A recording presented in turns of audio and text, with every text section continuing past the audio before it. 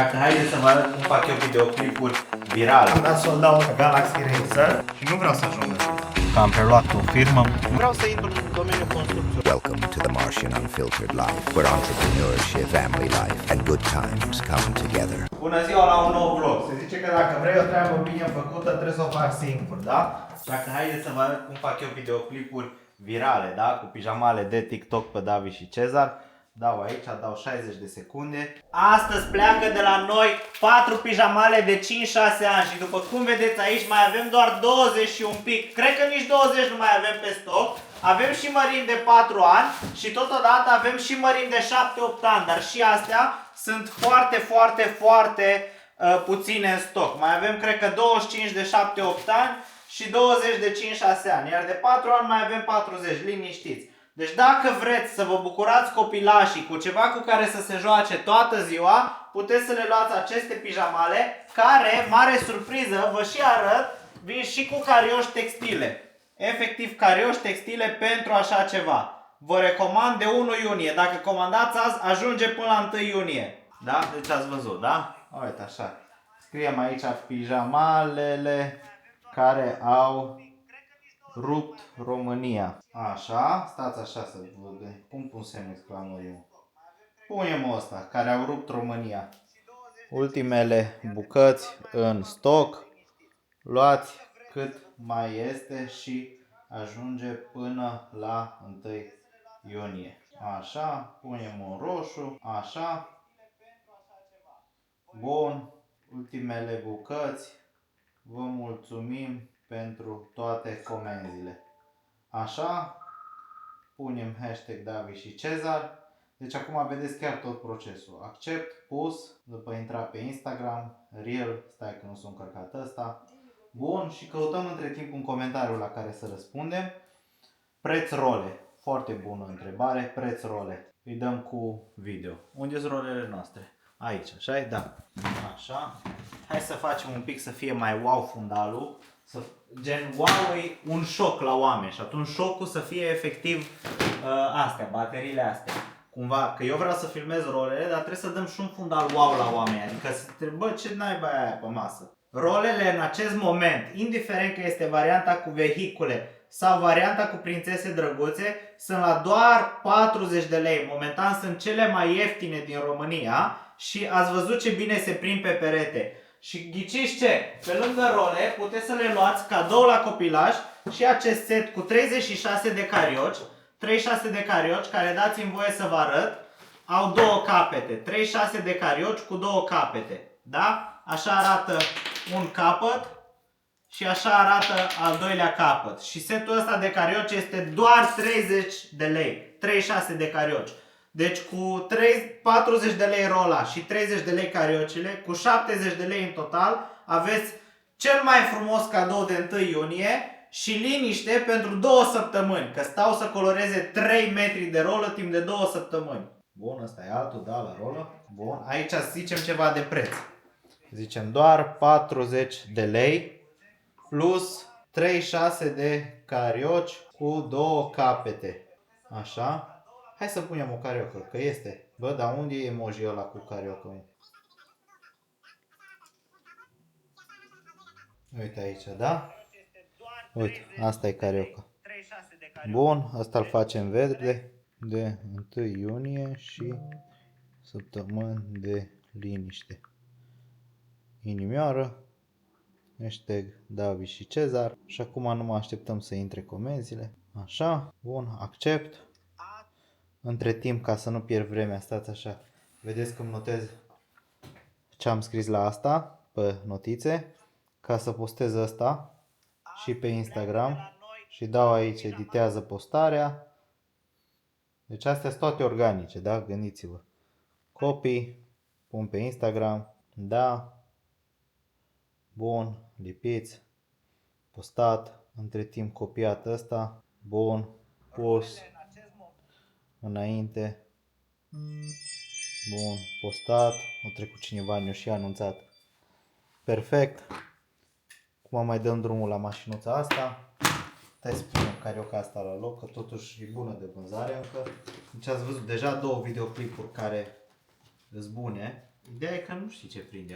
Am făcut un videoclip în care nu m-am pachetat în Galaxy Racer și am avut 100 și ceva de mii de vizualizări și am avut sute de comenzi după videoclipul ăla. Deci filmăm chiar absolut tot. Tot ce putem, cât de mult putem filmăm. Și atunci, asta e chiar tare. Am o idee virală. Mașină, du-te în față dacă îți iubești copil. Nu așa stă. Mașină, du-te în față dacă toți copiii te adoră. Bravo! Ia-o la stânga dacă ești cel mai frumos cadou de 1 iunie. Bravo! Ia-o în spate dacă pe tine te cumpără doar părinții care își iubesc copii. Mamă, asta e cel mai frumos cadou de 1 iunie. Mașina Laser Chaser cu pistolul și merge, se vor distra copilașii ore în șir, vă promit. Așa. Dăm pe dăm. Mașină. Du-te în față dacă toți copiii te adoră. Ăsta ar trebui editat un pic. Dar le edităm împreună. Stați așa pe vlog. Haideți mai aproape de mine. Bun. Mașină, du-te în față dacă toți copiii te... Bun. După ce am zis. Mașină, du-te în față dacă toți copiii te adoră. Bravo! Ia-o la stânga dacă ești cel mai frumos cadou de 1 iunie. Bravo! Ia-o în spate dacă pe tine te cumpără doar părinții. Așa. Deci vedeți cam care e procesul nostru de gândire. Copiați, confirm, postează, da, postăm, stai că nu sunt încărcat aia, până la urmă repunem astea în povești, da, poveste, da, se adaugă, punem și astea în povești. De la noi. Mașină, du-te. Doamne, zeci de mii de euro ar trebui să vă iau pentru videoclipul ăsta. Rotele în față dacă toți copiii te adoră. Bravo. Bravo! Punem în povești. Deci eu v-am zis, zeci de mii de euro ar trebui să vă iau pe coaching-ul ăsta. Să vedeți că ce gândiți voi în 10.000 de ore, 10.000 de zile, noi facem așa în 5 minute jos și după trecem înapoi la lucru. Că nu ne mințim. Deci important e să țineți minte, show up tot timpul. Indiferent ce puneți, doar puneți ceva. Așa că acum mă las ca să fac un video și pentru brandul meu, nu? A venit soția mea la mine la birou și am făcut chestionare și ne-am pupat. Și acum mergem, au venit și numerele la mașină. Asta-s fericit la noua dubiță ce v-am prezentat-o. După care acum mergem împreună după David și trebuie să mergem până la bancă. Și după toate astea mergem, mergem acasă să luăm și pe bebe, care e cu mami, nu? Mama ta. Și după, cam așa momentan, suntem plini de lucru, avem toate actele aici, e în regulă, astea le rezolvăm, mergem. A fost o zi foarte plină astăzi, dar nu chiar așa de plină, că v-am spus că am rămas fără stoc. Așa bine ne-am mișcat că am rămas fără stoc total. Știi ce le-am arătat astăzi pe vlog, iubire? Fii atent, mă, că s-au întors 3 Galaxy Racer. Deci nu vine să crezi, s-au întors 3 Galaxy Racer. No, gata, anunțăm. Mâine le dăm. Miercuri. Mâine e miercuri? Da, mâine ar trebui să le și dăm. Ca să le trimitem la oameni și să punem. Da, și acum și fac schimbarea pe site, de fapt. Acum și pun pe site că avem 3. Mai explicăm la David de ce se pupă mami cu tare. Că nu-i convine. Așa se pupă părinții, știi? Pe guriță. Nu e un lucru rău, e foarte frumos. E un lucru foarte rău.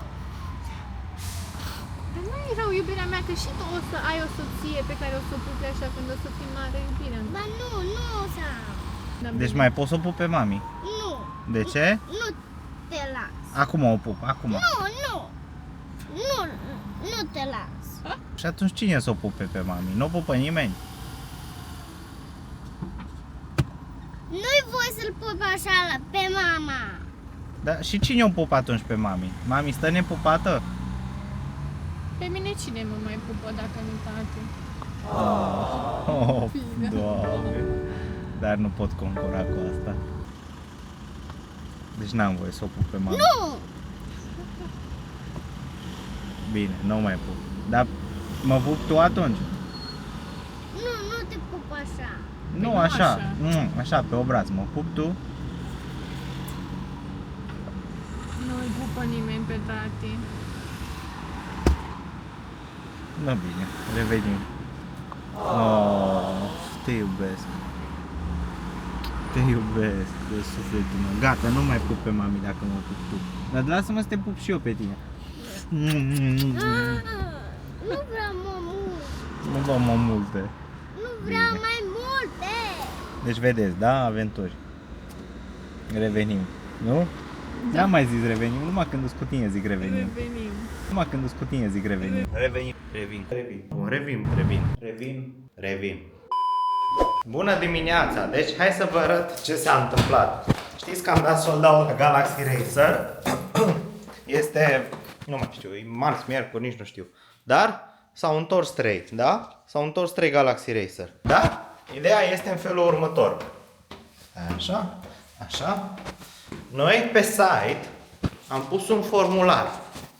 Am pus un formular pentru oamenii care intră pe produs și vor să cumpere Galaxy Racer-ul ulterior. Am pus formularul, da, acum nu se vede, dar vi-l arăt acum, stați așa. Să vedeți ce tactică am. Dar azi numai 3, deci n-are rost să postezi videoclip, că dacă postezi un videoclip, ajunge viral. Și nu vreau să ajungă viral. Și noi, în mod normal, după cum vedeți site-ul, am scos toate butoanele astea, tot și astea și lăsam doar formularul acesta. Îți dăm un mail, așa mai departe, când apare Galaxy Racer. Bun. Acum am pus înapoi că avem 3 în stoc, dar nu postez nimic. De ce? Vă și arăt de ce. Fiindcă la formular, în 4 zile, deci oamenii trebuie să intre pe site, să intre pe produs, scrie deja că e sold out, să-și lase e-mailul la formular. Deci cumva, eu zic că dacă omul care ajunge să completeze formularul respectiv, e foarte sigur că va și cumpăra produsul, că îi vede prețul, îi vede absolut tot. Și atunci am avut acum în zilele astea 832 de vizualizări la formular și 51 de oameni care au apăsat. Și atunci ce vreau să fac? Nu vreau să le dau mail la ăștia 51 că bă, avem 3 pe stoc, hai luați-l care vreți. Că cine o să vadă mail-ul și nu o să-l vadă, o să fie frustrat. O să fie foarte frustrat. Că efectiv nu este produsul pe website.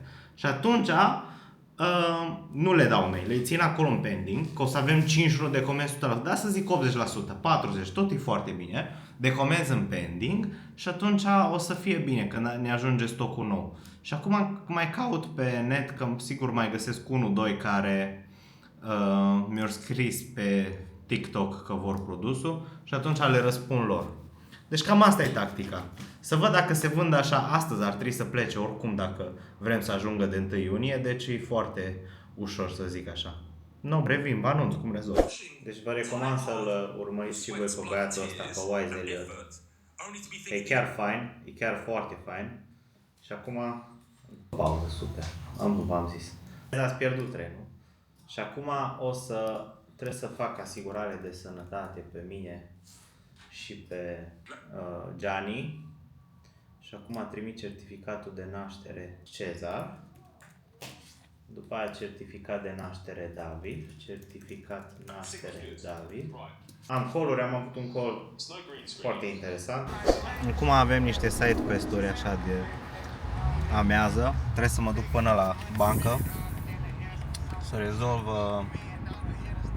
că am preluat o firmă. În fine, astea detalii, nu intrăm în detalii chiar așa detaliat să vă zic. Și am trecut o firmă pe mine și atunci să am eu acces la contul bancar. După trebuie să mergem cu mașina la detailing. Oricum e stricat ambreiajul la ea. Am vorbit eu ieri, da, e stricat ambreiajul la ea. Și m-au sunat ăștia să vedem când o băgăm înapoi. Când apăs ambreiajul tot bubuie așa. Dar bine, ăștia de pe vlog știu. La chediul ăsta ce l-am luat. Da, se rezolvă așa, nu e o problemă. Și acum nu-mi plac mie side quest-urile astea în mijlocul zilei, dar n-am ce să fac, trebuie să fie și astea. Că aici nu pot să meargă nimeni în locul meu, că trebuie să fiu eu să semnez la bancă. Cât e ceasul? 12:42, pe 1 la bancă, 1:30, 2 suntem înapoi. După trebuie să fugim până în Martin cu mașina. După 3 suntem înapoi, îl iau pe David. După mă întorc astăzi la birou, că mai am treabă până mai târziu astăzi. Oricum, am scat la reclame, am dat la un produs ce l-avem pe stoc, buget pe TikTok 1000 de lei, buget pe Facebook 1000 de lei, deja au început să intre comenzi și astăzi o să fie până târziu comenzi. Nu știu ce să fac, poate că o să merem la Same Day mai târziu, să mai ducem noi o tură pe când ridică asta, ca să le ajungă la oameni de ziua copilor și atunci văd. Oricum văd asta, nu decid, văd mai târziu.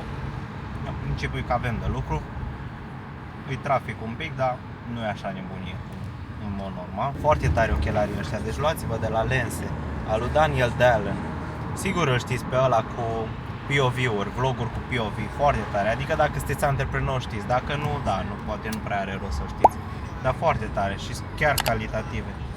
Cutia în care au venit e bestială, dar calitatea ei mă așteptam să fie mai tare, că de la aia Peking Duck pe care îi urmăresc de ceva vreme și mă așteptam să fie ceva mai bună. Dar bine, ce-i drept că vin și din China și atunci poate că drumul ăsta a fost mai anevoios, să zic așa, dar e ok, cât de cât, e chiar fain. Deci am primit bani de la casa de asigurări. Vezi, voi plătiți, noi primim bani de la casa de asigurări. Dar nu mai știu pe ce firmă e asta.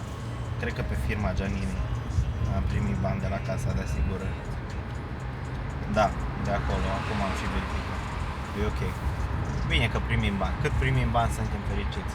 Cât trebuie să dăm, nu mai suntem fericiți. Și o pățanie ce am pățit cu o doamnă. Au dat o comandă în 6 mai, eu ajuns în 8 mai, azi e 28 mai, ca să înțelegeți.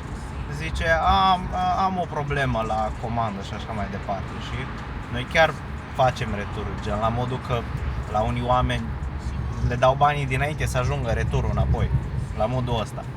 Dar nu pot așa cu nesimțiri din astea, gen, au trecut 20 de zile, 20 de zile. Pe de unde știu eu că ce-au făcut ei cu jucăria aia, o dat de pereți cu ea, o dat de nu știu ce. La modul că orice problemă încerc să fiu cât de aproape și de clienți, și sun, și vorbesc, și le-am făcut videouri, le trimit video și tot. Dar nu pot așa la modul ăsta, 20 de zile te-ai jucat cu ea și am zici că nu știu ce are. N-are nimic, nu mă minte ea, dar în fine acum, asta este, n-am ce să fac. Deci munca nu e o rușine, da? Și nu ne scad gradele dacă conducem și mașini mai varză, da? Uitați, aici e plină de praf, e mașinuța noastră, caddy-ul nostru pentru firmă. O ducem acum frumos la detailing, să fie curată, să miroasă bine, că toată miroase a motorină înăuntru, sau nu știu, eu am zis că spirit, nici nu știu a ce miroase. Ce-mi place la caddy-ul ăsta, că avem prioritate, mă.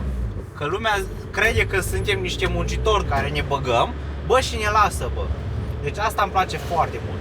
Când suntem cu caddy-urile sunt de obicei mașini de firme, la firme de construcții și așa mai departe. Nu știi că eu sunt finuț, că mi-e frică și să pun mâna pe ăsta, știi? Nu știu, eu am impresia că eu sunt de ăsta care nici nu conduc manual, mă descurc, nu e aia problema, da? Eu am impresia că suntem de aia care le forțăm, le nu știu ce, știi? Ne dau prioritate, că zice, bă, ce plana pe ăsta, pe 3-4 mii de euro cât e mașina și ne lasă să trecem. Și asta îmi place foarte mult la o mașină de asta. Efectiv are trecere peste tot, uite, deschidem luminile, nici nu știu când o să pornesc automat, dar le-am pornit. Avem climă, dacă nu merge, da? Oricum astea toate dispar de aici. Nu că nu merge, merge. Da, dar mi-e frig. Uite, verde, pornit de pe loc, nu a murit motorul. Deci n-am condus manuală de ani de zile. Și uite, m-am pus și am făcut, gata, una, două. Deci orice știu să fac, pe cuvânt. Deci orice. Ieri am și filmat un short, dar n-am ăsta. Singur, am venit la birou, am luat cutiile, le-am dus la groapa de gunoi, m-am dus acasă, am strâns jucările vechi, am avut cred că 8 saci mari, saci de jucării vechi al lui David, le-am pus în mașină, le-am dus și pe alea la groapa de gunoi. Deci, munca nu e o rușine. Cam așa eram, la groapa de gunoi la domnul ăla, cam așa, fără nicio problemă. M-am dus, le-am rezolvat. Și mie nu mi-e frică de muncă, nu scazi în grade dacă conduci o mașină mai urâtă. Acum, Doamne fi lăudat, ne merge foarte bine. Dar peste 2 ani, 3 ani, dacă picăm și nu mai avem niciun ban, e imposibil. Dar dacă se întâmplă, nu înseamnă că e rușine, mă. Ce rușine să fie aia, că conduci un caddy? Uite mai, și dacă trebuie să mă angajez la loc, păi da, mă angajez, ce mare lucru. Oricum, știți că am fost agent imobiliar și mie mi-a plăcut tare mult să fiu agent imobiliar Dar mi-a plăcut că când îmi ieșea, și Doamne fiul odată îmi ieșea de multe ori. Îmi place încă domeniul ăsta și oricum vreau să mă bag în domeniul construcțiilor în viitorul apropiat, dar vreau să fie premium, nu vreau să fac ceva care nu are sens, să zic așa. Vreau să fie ceva construcții premium. Și atunci trebuie să mă orientez un pic să văd, fiindcă e-commerce-ul merge, business-ul merge. Acum suntem foarte focusați și recent să dezvoltăm David și Cezar, care va fi moștenirea copiilor mei. Și vreau să-l aduc. Deci David și Cezar, pe când au copiii mei 18 ani, primul, adică David, vreau să fie la 500 de comenzi pe zi. Asta vreau. Deci asta e dorința mea. Și e foarte realizabil în 14 ani să aducem brandul constant, stabil. Dar bine, constant, stabil în sensul în care să fie automatizat. Adică să fie oameni în puncte cheie și așa mai departe și să se dezvolte astfel business-ul ăsta. Asta e țelul meu pentru David și Cezar. Să fie la acest nivel. Acum, deci cu siguranță vom atinge asta. Dar, nu mai știu ce am vrut să zic. Dacă, așa e cu mine, deci mă pun pe una, de la manual am ajuns la David și Cezar. Vreau să intru în domeniul construcțiilor, fiindcă am foarte multă experiență din construcții. Deci nu am fost doar agent imobiliar, m-am ocupat atât de autorizații cât am cunoscut la nivelul meu, nu mă dau eu constructor, da? Dar înțeleg. Adică dacă îmi dai un plan de fier, care cei care sunteți în meniu știți, nu mă pricep să dau indicații, dar îl înțeleg, adică știu, efectiv îl înțeleg, știi? Nu pot să zic că aș fi în stare să-mi dai așa un platou întreg, să-mi dai planul și să zic că astea vin aici, aici, aici. Nu, nu-s chiar la nivelul ăla, dar înțeleg pașii, adică mi se par normal, văzând de atâtea ori și stând atâta pe șantier. Cu autorizațiile nu am nicio problemă. Am o carte în care mi-am făcut absolut toți pașii necesari, de la autorizație de construcție, de la certificat de urbanism, de la tot până la final, la predarea blocului, produsului final, că indiferent că e bloc, casă sau așa mai departe. Deci experiența asta o am. Nu mi-e frică de ea, în sensul că trecând prin ea, nu mi-e frică de ea. Și multă lume, să știți, că au bani și nu se apucă, tocmai că le este frică. Știu și principiile unei construcții. Într-o construcție sunt foarte multe variabile, cum sunt oamenii. Dar un șef de echipă foarte bine plătit, nu că bine, foarte bine plătit, îți diminuează toate aceste probleme. Și atunci asta e foarte important. Și atunci o să facem un proiect și pe partea asta de construcții în curând, anul ăsta sper. Să văd, trebuia mai repede, dar nu știu când. Dar o să intrăm tare cu un cont nou de TikTok și pe construcții, că trebuie să pregătim ceva frumos. Și așa că poate o să mă vedeți mai des cu asta. Mergem să o lăsăm la detailing, să o curățăm bine acum de început și vedem pe viitor ce urmează.